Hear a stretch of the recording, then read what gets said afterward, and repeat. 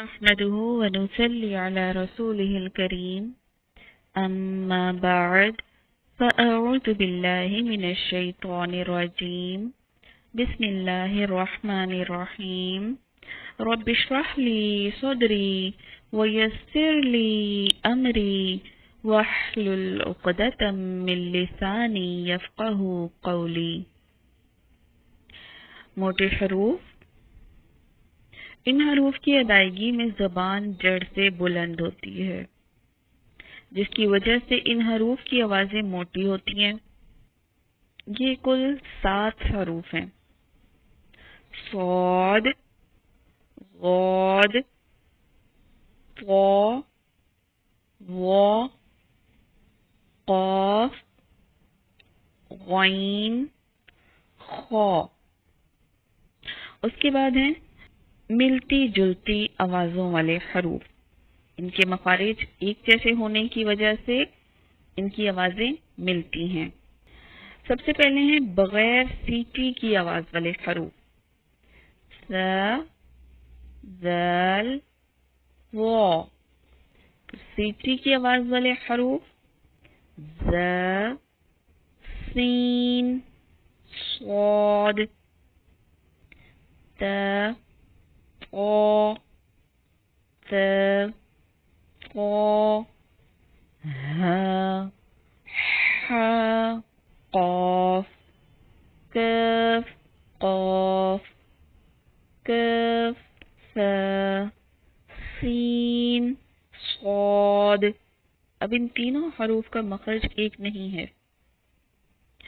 س حروف لثویہ میں سے، سین اور صاد حروف صفیریہ میں سے ہیں، لیکن ان کی آواز ملتی جلتی ہے. حمزہ، عین، وا، ذ، ز، غاد. اس کے بعد زبر کا قاعدہ: اگر کسی حرف کے تلفظ پر ہونٹوں کو کسی قدر اوپر کی طرف کھولتے ہوئے چھوٹی سی آواز پیدا کی جائے تو اس حرف کی چھوٹی سی آواز اوپر جاتی محسوس ہوتی ہے. اسے زبر کا قاعدہ کہتے ہیں. جیسے با زبر ب، تا زبر ت، سا زبر س. تو یہ آواز اوپر کی جانب اٹھتی ہوئی محسوس ہوتی ہے. اس کو آوازوں کے ساتھ دیکھتے ہیں: ب، ت، س، ج، ح، خ. اس طرح آپ نے تمام حروف تہجی کی پریکٹس کر لینی ہے. یہاں پر آپ نے زبر کو ادا کرتے وقت جھٹکے سے بچنا ہے. جیسے با زبر ب. اس کے بعد زیر کا قاعدہ: زیر اگر کسی حرف کے تلفظ پر ہونٹوں کو کسی قدر نیچے کی طرف مائل کرتے ہوئے چھوٹی سی آواز پیدا کی جائے تو اس حرف کی چھوٹی سی آواز نیچے جاتی محسوس ہوتی ہے. با زیر بی، تی، سی، جی، حی، بی، تی، سی، جی، حی، خی. اس طرح. اور اس کا اختتام بھی آپ نے جھٹکے پر نہیں کرنا بلکہ نرمی سے کرنا ہے. اور ان حروف کی زیر کو آپ نے کھینچنا نہیں ہے. اس کی معمولی سی حرکت ہوتی ہے جسے یوں کہا جا سکتا ہے کہ آدھی انگلی کے برابر. بازے بی. اب آدھی انگلی سے مراد یہ ہے بند انگلی درمیانی مقدار سے کھولنے میں جتنا وقت لگتا ہے اس سے آدھا وقت با کی ادائیگی میں زبر کے ساتھ لگتا ہے. جیسے با زبر ب، ت، س. اسی طرح بی، تی، سی. اس کے بعد آتا ہے پیش کا قاعدہ: اگر کسی حرف کے تلفظ پر ہونٹوں کو مکمل گولائی کی طرف حرکت دیتے ہوئے ایک چھوٹی سی آواز پیدا کی جائے تو اس حرف کی چھوٹی سی آواز گول ہوتی محسوس ہوتی ہے. اسے پیش کا قاعدہ کہتے ہیں. جیسے بو، تو، سو، جو، حو، خو. اس کی ادائیگی میں بھی آپ نے آخر سے جھٹکے میں بچنا ہے، جیسے بو تو سو ایسے نہیں پڑھنا، چاہے درمیان قرآن کے کہیں بھی زیر پیش زبر آ جائے تو آپ نے معمولی سی حرکت ادا کرنی ہے، جھٹکے سے بچنا ہے اور اختتام نرمی سے کرنا ہے۔ اس کی مشق کے کچھ حروف دیکھ لیتے ہیں۔ یہاں پر میں ہجے نہیں کرواؤں گی، لیکن آپ نے ہجے خود کر لینے ہیں۔ عامیہ، فزیع، غاضب، راضیہ، بریق، کریہ،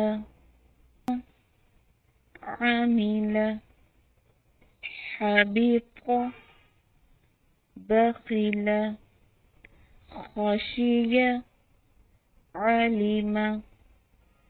اب یہاں پر ان حروف کی ادائیگی میں دیکھیے کہ میں نے جتنا پہلے حرف کی ادائیگی کی اتنی ہی آخری حرف کی ادائیگی کی، جیسے عامیہ، عامیہ، عامیہ، ایک جتنی زبر کی ادائیگی کی، کسی بھی حرف کی زبر کو میں نے نہیں کھینچا اور نہ ہی اس کا خاتمہ میں نے جھٹکے پر کیا ہے۔ عامیہ، فزیع، اس طرح آپ پریکٹس کر لیجئے گا۔ غریب، راضیہ، بریق، پہلے الگ الگ اور اس کے بعد پھر ملا کر عامل، حبیط، بخیل، خشیہ، علیم۔ ٹھیک ہے، یہ مشق کرنے سے انشاءاللہ آئے گا اور آپ نے زبر کے تمام حروف کی مقدار ایک جتنی رکھنی ہے۔ یہ نہیں کرنا کہ آپ کسی حرف کی حرکت کو بڑھا دیں، جیسے آمیہ یا پھر آمیہ۔ اس طرح آپ نے پہلا حرف اور آخری حرف ان کی مقدار ایک سی رکھنی ہے، بڑھانا نہیں ہے۔ اس کے بعد آ جاتے ہیں حروف مدہ، جو ہم نے دیکھے تھے الف، واو اور یا۔ الف مدہ، خالی الف سے پہلے اگر زبر ہو تو اسے الف مدہ کہتے ہیں۔ الف مدہ کا قاعدہ، اگر کسی حرف کے تلفظ پر ہونٹوں کو کسی قدر اوپر کی طرف کھولتے ہوئے چھوٹی سی آواز پیدا کی جائے تو اسے زبر کا قاعدہ کہتے ہیں، اور اگر اسے دگنی لمبی آواز کے ساتھ ادائیگی کی جائے تو اسے الف مدہ کا قاعدہ کہتے ہیں۔ یعنی کہ زبر کی مقدار میں نے آپ کو بتائی تھی کہ آدھی انگلی برابر، یعنی کہ بند انگلی کو کھولتے ہوئے جتنا وقت لگتا ہے اس سے آدھا وقت زبر کی ادائیگی میں لگے گا، اور الف مدہ کی ادائیگی میں 2 حرکات جتنا وقت لگے گا۔ اس کے بعد ہے یا مدہ، یعنی جزم والی یا سے پہلے اگر زیر ہو تو اسے یا مدہ کہتے ہیں۔ یا مدہ، اگر کسی حرف کے تلفظ پر ہونٹوں کو کسی قدر نیچے کی طرف مائل کرتے ہوئے چھوٹی سی آواز پیدا کی جائے تو اسے زیر کا قاعدہ کہتے ہیں، اور اگر اس سے دگنی لمبی آواز کے ساتھ ادائیگی کی جائے تو اسے یا مدہ کا قاعدہ کہتے ہیں۔ یہاں پر بھی آپ نے یاد رکھنا ہے کہ موٹے حروف کے بعد جب یا مدہ آ جائے گی تو یا مدہ کی ادائیگی باریک ہی کی جائے گی، اس کو موٹا نہیں کیا جائے گا۔ جیسے بازیر یا ساکن بی، تازیر یا ساکن تی، سازیر یا ساکن سی، بی، تی، سی، جی، شی، خی۔ اس طرح تمام حروف تہجی کی مشق آپ نے کرنی ہے۔ پھر بات آتی ہے واو مدہ کی، یعنی جزم والے واو سے پہلے اگر پیش ہو تو اسے واو مدہ کہتے ہیں۔ اگر کسی حرف کے تلفظ پر ملتے ہونٹوں کو آگے کی جانب بڑھا کر، یعنی ہونٹوں کو مکمل گولائی کی طرف حرکت دیتے ہوئے ایک چھوٹی سی آواز پیدا کی جائے تو اسے پیش کا قاعدہ کہتے ہیں، اور اگر اس سے دگنی لمبی آواز کے ساتھ ادائیگی کی جائے تو اسے واو مدہ کہتے ہیں۔ موٹے حروف کے بعد جب واو مدہ آئے گا تو واو کی ادائیگی باریک ہی کی جاتی ہے، جیسے بو، تو، سو، جو، حو، خو۔ ٹھیک ہے، آپ نے اس کی مقدار ایک الف برابر رکھنی ہے، یعنی 2 حرکات کے برابر۔ مشق دیکھ لیتے ہیں۔ فتوبو، اس لفظ پر دیکھیں، فا کے اوپر صرف زبر ہے، تو زبر کو ہم نے نہیں کھینچنا، ایک حرکت برابر اس کی ادائیگی کرنی ہے۔ ف، اتنا سا ہم نے سیکھا ادا کرنا۔ تو، بو، واؤ ساتھ جڑنے کی وجہ سے واؤ مدہ ہے، تو اس کی مقدار کو ہم 2 حرکات برابر رکھیں گے۔ فتوبو، اتوبو۔